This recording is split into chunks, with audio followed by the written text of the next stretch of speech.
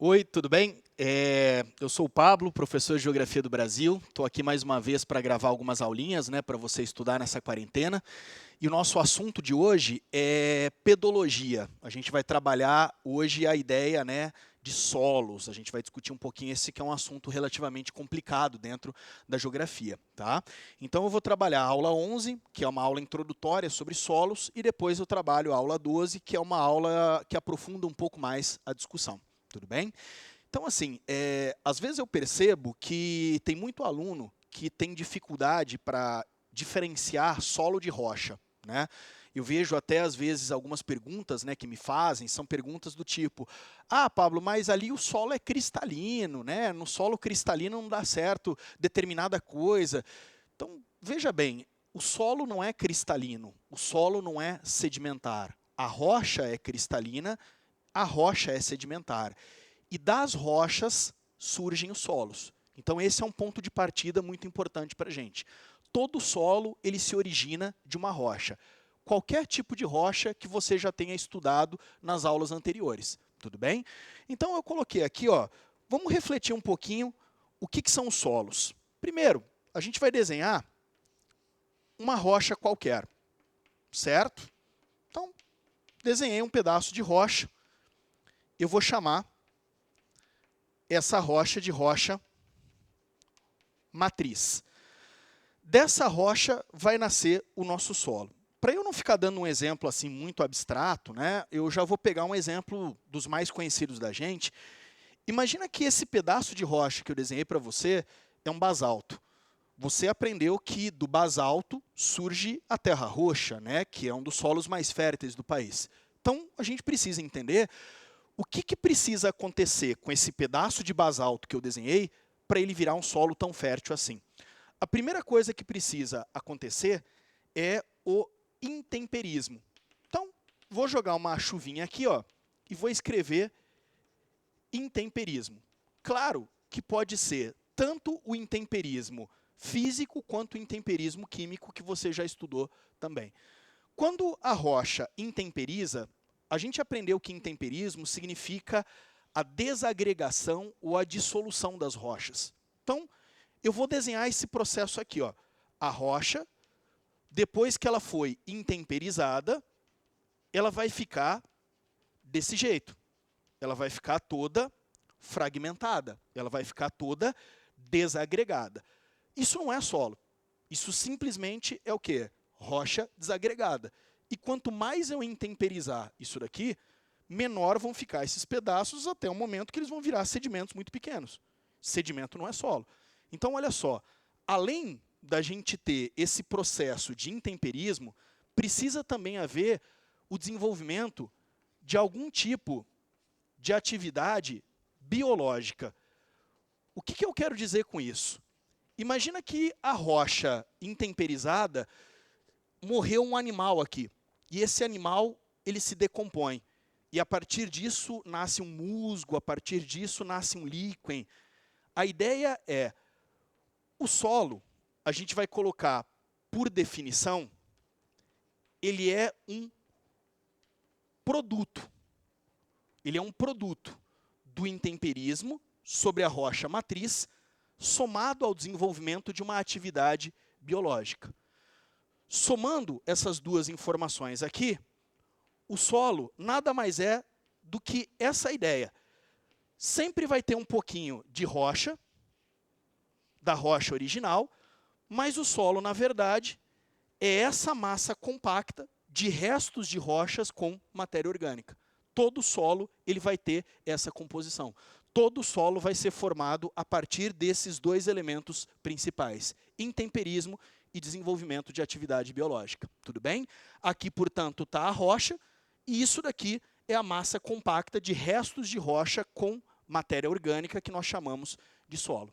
Legal? Bom, todo solo se forma a partir desses princípios que eu estou colocando aqui. Mas nós sabemos que nem sempre os solos são iguais entre si. Na verdade, pelo contrário, né? Os solos são bastante diferentes entre si. Existe solo preto, existe solo amarelo, existe solo vermelho, existe solo raso, existe solo profundo, existe solo fértil, existe solo pobre, existe solo poroso, existe solo impermeável. Então a ideia agora é a gente refletir por que será que os solos eles são tão diferentes entre si?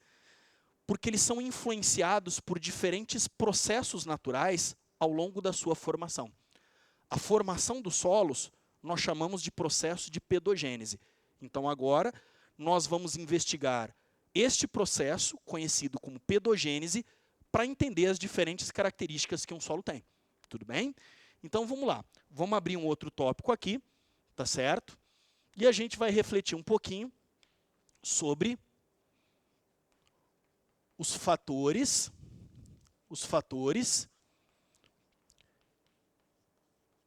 influenciadores da pedogênese. Então, olha lá. Pedologia é a ciência que estuda os solos. Pedogênese é o nome do processo de formação dos solos. Certo? Qual é o primeiro fator influenciador da pedogênese que a gente vai analisar? Aquele que eu coloquei ali, ó. A rocha matriz. Ou seja, a rocha que dá origem a um solo. Seria legal a gente pensar que, antes de mais nada, antes de você falar qualquer coisa a respeito de um solo, seria interessante você saber de qual rocha ele se originou. Porque essa rocha original, ela tem algumas características que vão, de certa forma, influenciar as características diretamente do solo. Tá? Por exemplo, a composição mineral de um solo, ela está diretamente associada à rocha matriz. E a composição mineral, ela é muito importante porque ela tem uma relação direta com a fertilidade do solo. Eu estava falando agora há pouco da terra roxa, né? Que é um solo que tem a sua origem numa rocha matriz conhecida como basalto. O que o basalto tem de especial? Na composição mineral do basalto, por exemplo, tem o magnésio.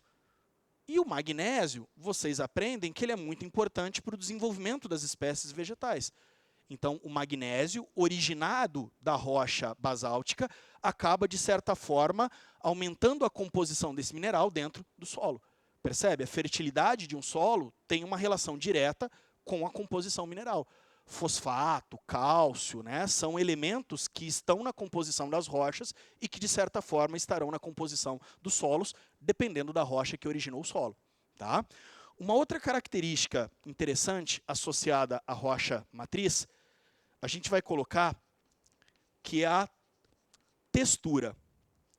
A textura tem muito a ver com a permeabilidade. Tem muito a ver com a permeabilidade do solo. Qual seria a ideia? O solo ele é composto de materiais como areia, silt e argila.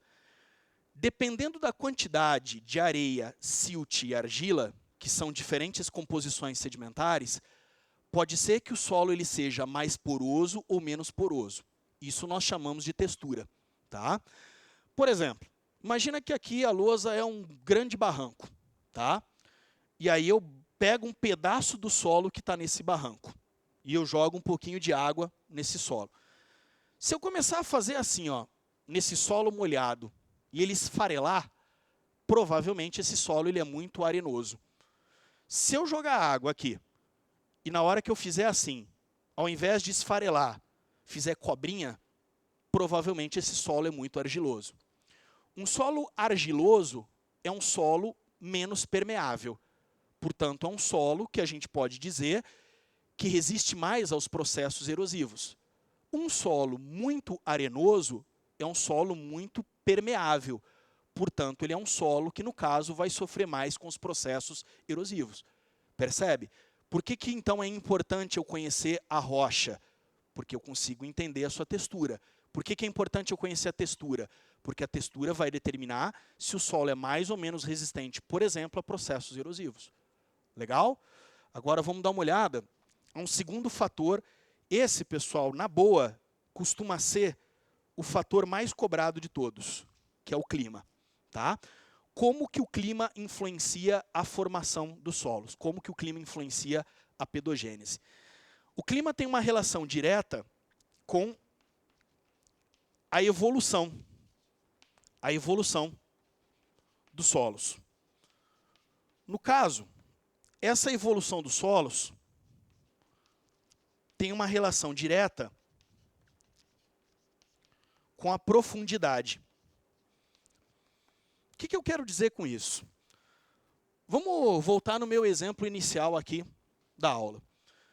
Imagina que essa situação que eu montei aqui para você é uma situação que está acontecendo num ambiente de clima quente e úmido. A umidade e o calor estimulam tanto o intemperismo quanto a atividade biológica. Então, se a gente parar para pensar, com mais intemperismo e com mais atividade biológica, o que acontece com a rocha matriz? Ela vai ser muito mais alterada. Consequentemente, o solo ele tende a ser um solo mais profundo. Tipo esse que eu desenhei aqui nessa primeira situação para você. Então, eu vou colocar aqui que esse é um solo característico de clima quente e úmido. Legal? Esse tipo de solo difere, por exemplo, de um solo que se forme nas condições inversas dessa. E se a gente estiver falando de um ambiente frio e seco, o intemperismo e a atividade biológica vão ser bem menos intensos. Consequentemente, o que vai acontecer? O solo ele vai ser um solo extremamente rochoso. Ele vai ser um solo que, no caso, vai ter evoluído pouco. Em que sentido essa palavra evolução? No sentido da rocha matriz, ela não ter sido tão alterada. Então, como você pode perceber nesse segundo exemplo aqui, ó, esse solo ele vai ser um solo bem mais raso. Legal? Então, em clima frio e seco, é muito comum a gente encontrar esse tipo de solo aqui. Dando nomes a esses solos, esse solo aqui ele pode ser conhecido como solo maduro, no sentido de que ele foi um solo muito evoluído, de que ele já perdeu praticamente toda a rocha matriz. E esse solo aqui, no caso, vai ser um solo jovem, no sentido de que ele é um solo que ainda tem muita rocha para ser alterada, tem muito ainda para ser evoluído. Tranquilo? Além dessa importância relacionada à evolução, à profundidade dos solos, a gente pode colocar também que o clima ele tem uma importância muito grande sobre a composição mineral dos solos.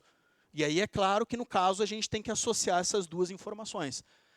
A rocha sobre um solo, a rocha sobre um clima mais úmido, ela costuma sofrer mais intemperismo.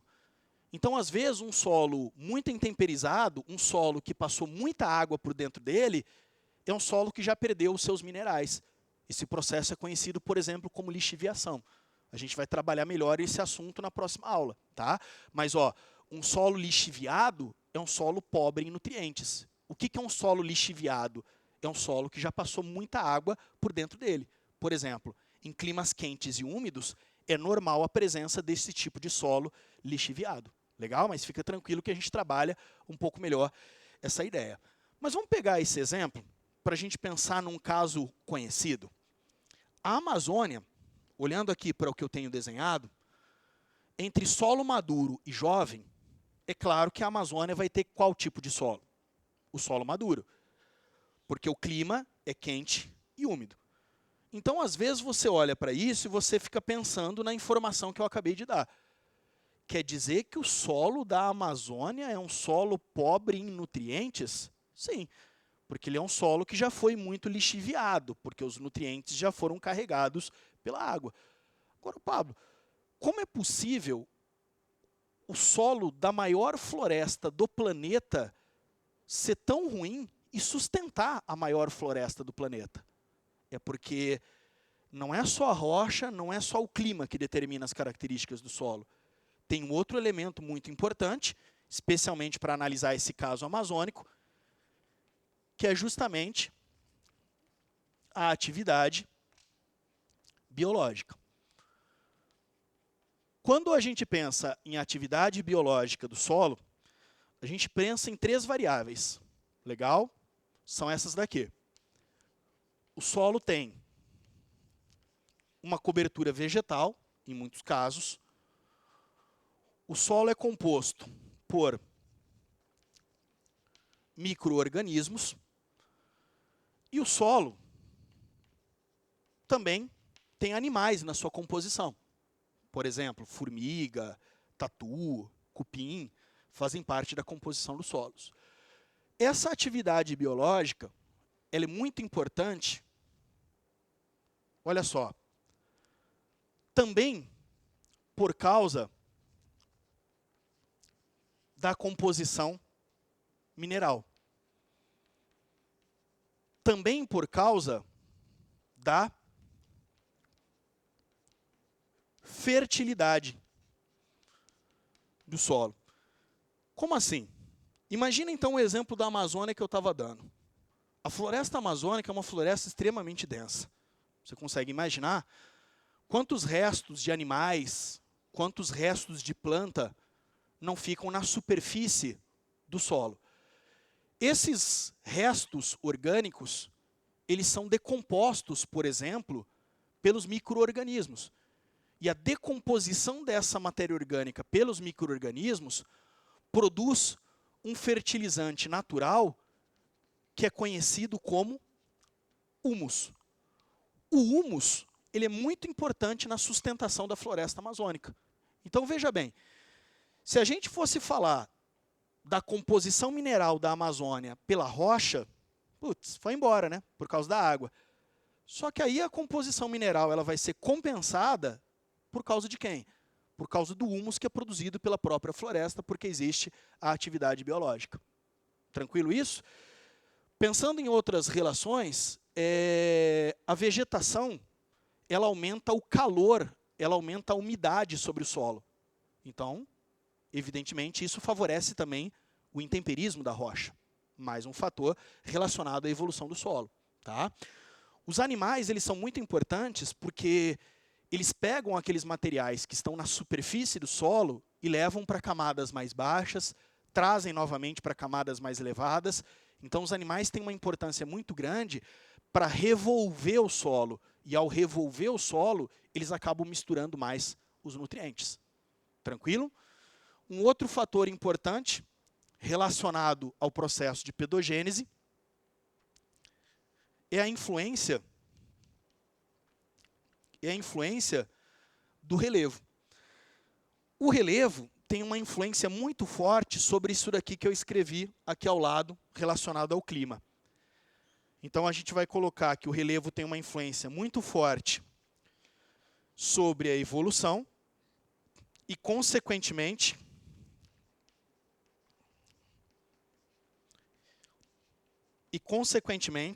a profundidade dos solos. Tá? Como assim? Ó, eu vou desenhar uma situação assim para a gente pensar um pouquinho em que tipo de ambiente que o solo vai ser mais raso, em que tipo de ambiente que o solo vai ser mais profundo. Então, olha só. Numa superfície mais íngreme, como você está vendo aqui nesse desenho, a erosão ela é mais intensa. Legal? Mais íngreme, maior escoamento superficial da água, maior erosão. Se é maior a erosão, se é maior o escoamento, é menor a infiltração. Se é menor a infiltração, é menor o intemperismo. Tranquilo? Então, em ambientes íngremes, a erosão é maior, o intemperismo é menor. Ao contrário, em superfícies planas, a erosão não é tão grande. O que é alto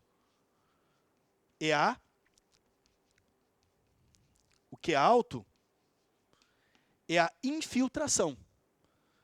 E, sendo a infiltração mais forte, consequentemente, o intemperismo acaba sendo maior. Volta lá na primeira lousa. Se eu tenho mais intemperismo, eu tenho maior transformação da rocha matriz, consequentemente o solo vai ser como? Ele vai ser mais profundo. Se a gente olhar esse esquema aqui, ó, o que vai dar para perceber? Olha só, que nesse tipo de ambiente o solo ele é rasinho, e nesse tipo de ambiente o solo vai ser mais... E nesse tipo de ambiente o solo vai ser mais profundo. Legal? Então eu vou colocar aqui, ó, solo mais raso e solo mais profundo. Tudo bem? E aí, eu acho que você está acompanhando, né? Conforme eu vou falando aqui, você vai acompanhando na apostila, né? Esses diferentes fatores. Eu queria que você agora olhasse na página 299. Na página 299 tem um esqueminha parecido com esse que eu acabei de fazer, né? Sobre a influência do relevo. E agora a gente vai dar uma olhadinha nesse último fator, tá certo? Que está aí para você como a influência do tempo, só que a influência do tempo eu vou projetar para você entender melhor o que significa ela. Tranquilo? Então deixa eu ligar aqui, ó.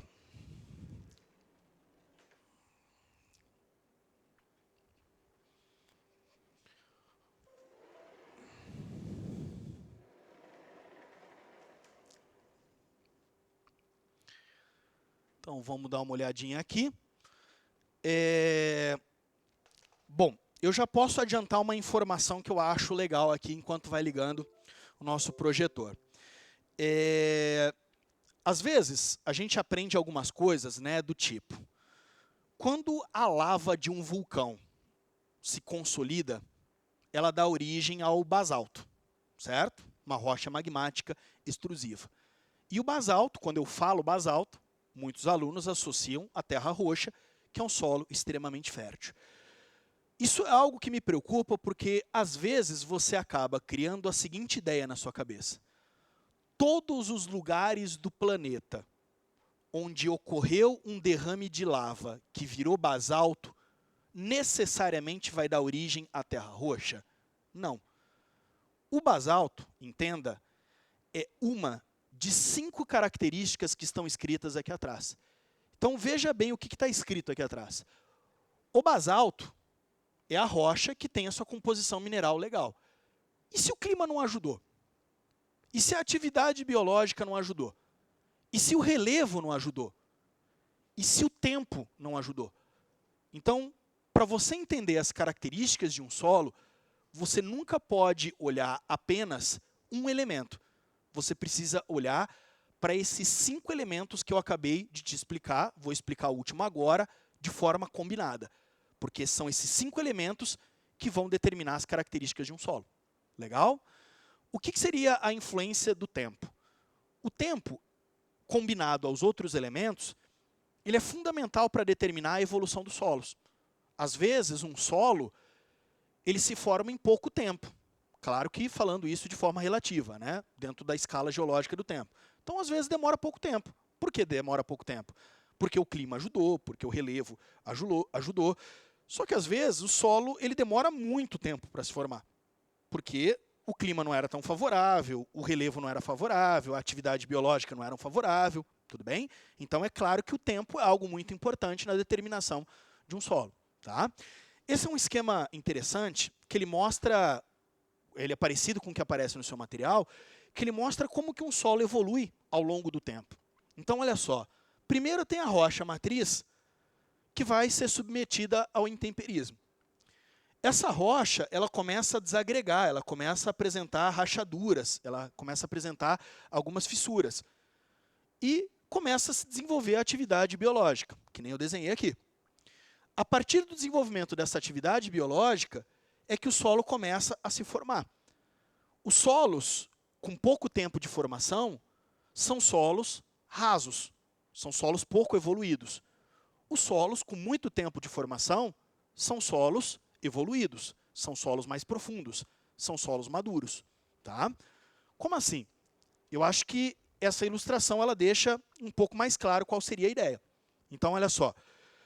A rocha começa a sofrer o intemperismo. Esse solo aqui tem muita rocha. Esse solo tem muita rocha na sua composição. Então, no caso, esses solos, eles ainda evoluíram um pouco. Por isso que eles são chamados de solos jovens. Porque a rocha original, ela ainda não foi completamente alterada. Diferente desse solo, que vai ser um solo que já se formou ao longo tempo, que é um solo maduro. Dá uma olhada como é um solo maduro. Ele é um solo que vai ser mais profundo e só vai ter um pouquinho de rocha no final. Tá? Tecnicamente falando, um solo profundo, um solo evoluído, um solo maduro, é um solo que apresenta diferentes horizontes, como você está vendo nessa ilustração. Tá? Essa ilustração ela aparece no seu material no começo da aula.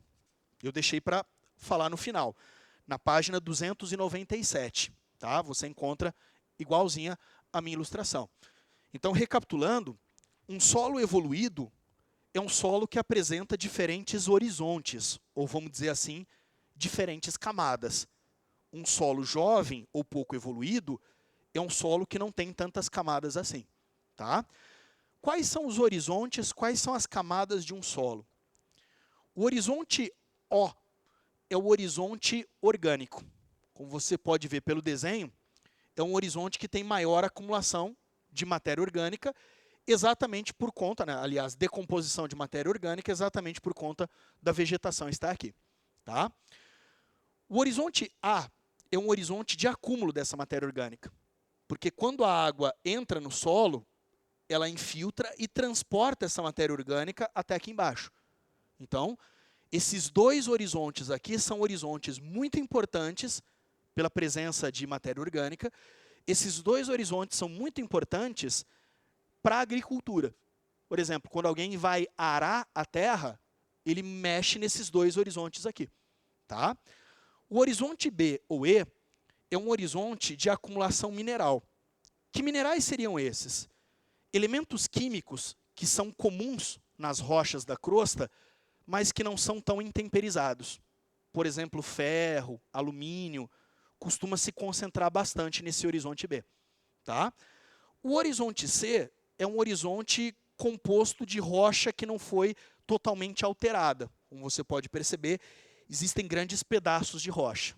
E o horizonte R corresponde à rocha matriz. Tudo bem?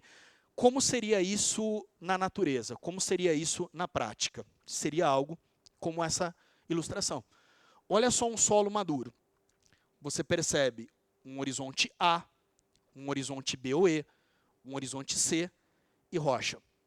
No caso de um solo jovem, horizonte A e imediatamente após já aparece a rocha. Tudo bem?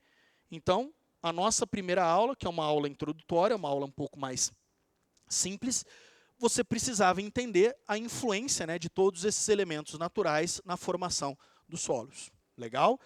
Vamos dar uma olhadinha agora em exercício, juntos, na página 300.